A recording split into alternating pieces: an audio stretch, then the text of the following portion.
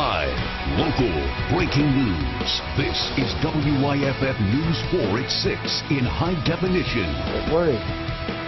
You don't know. I mean, awful. Doctors told him he has the very same infection linked to 4 deaths. You're going to hear his story for the very first time tonight. A News 4 exclusive. We've launched a political poll looking at what you think about the big issues this election year. Tonight, the governor's race. And guess who's back in town? Panthers training camp begins this week, but the Cats are here a little early, giving back to the community. Good evening. I'm Michael Codgo.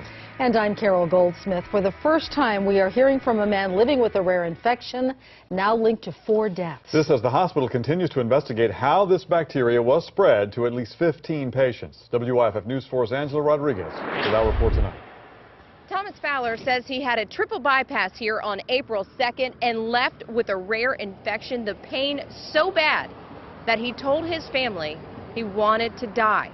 Thomas Fowler says he knew something was wrong before he even left the hospital. There was a knot up there at the top, and there was a little one at the bottom. The 78-year-old says the pain from his open heart surgery was unbearable, and about a week after the surgery, his incision burst open. It felt like there's somebody in there pulling me apart, is what it felt like. Or something with claws, more or less. It hurt so bad. That's how bad it was. The infection is linked to 4 deaths. Fowler says he reached a point where dying seemed like the only cure. I felt like I'd been better off by 1 year a bunch of times if I just checked out. The hospital hasn't determined how this rare bacteria was spread. To get answers, Fowler has hired attorney Blake Smith. You can't be sure it won't happen again unless you figure out how it happened. Smith says he is now representing 9 clients who believe they have the same deadly infection. He's concerned there are more infections than are being reported. I think that the tragedy of this is that I have a lot of clients, and there are a lot of potential patients out there who are concerned that very serious surgeries are being performed in an unsafe and an unclean environment. GHS told us that there are no new infections to report.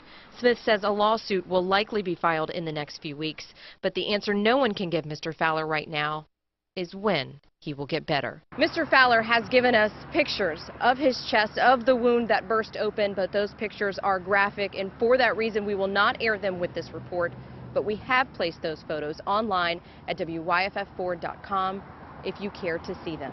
Angela Rodriguez, WYFF News 4, Greenville.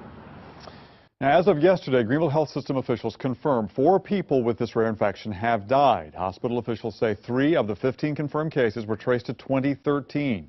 The hospital first told the public about the outbreak on June 20th. Now, GHS officials believe tap water is the source of the outbreak, but they may never know how the rare bacteria managed to spread. GHS says 2 people with the infection are still being treated there at the hospital.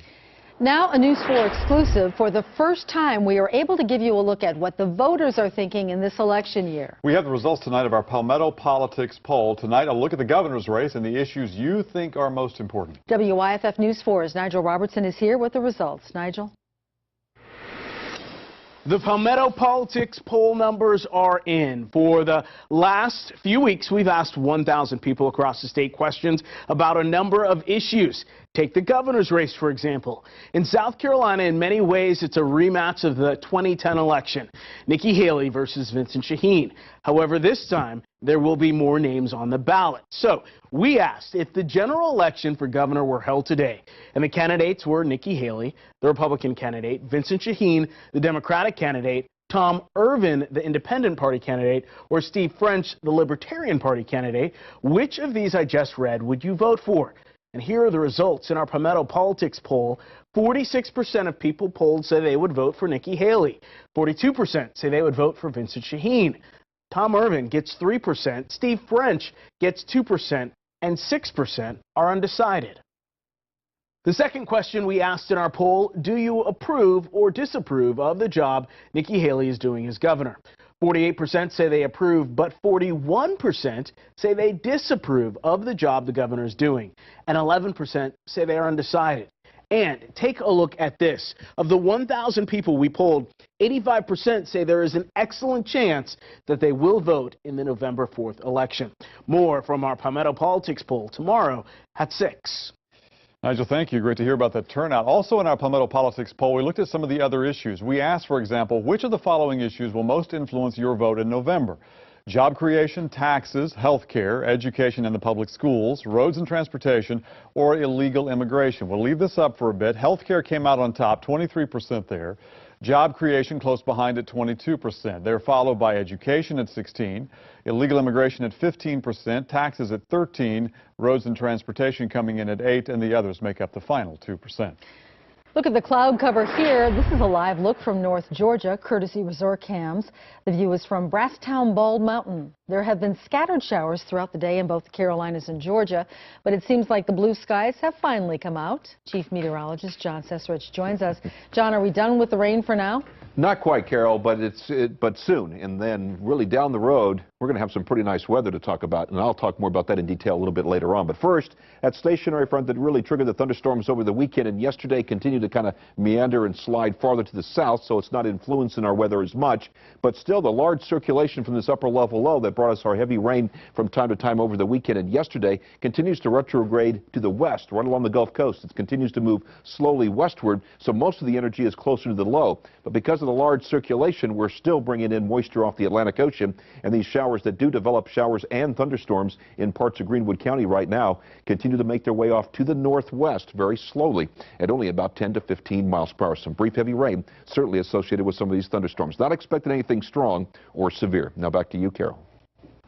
All right, John, thanks. Police have a bank robbery on their hands right now in Greenville. They tell us it happened about an hour and a half ago. Officers say the call came into the First Citizens Bank on North Pleasantburg. They say it all happened around 4:30. Investigators tell us a man walked into the branch and handed the teller a note demanding money. Now, we'll leave this up for a bit as well. Here's a look at the man. Police, of course, gave us this surveillance image. They say the man did get away with an undisclosed amount of cash. If you know anything about this man or this robbery, and again, one more look here, call the police right away. A car crashed into a federal credit union in Anderson this afternoon. Take a look at the video. This is on North Murray Avenue. It's near the Anderson Recreation Center.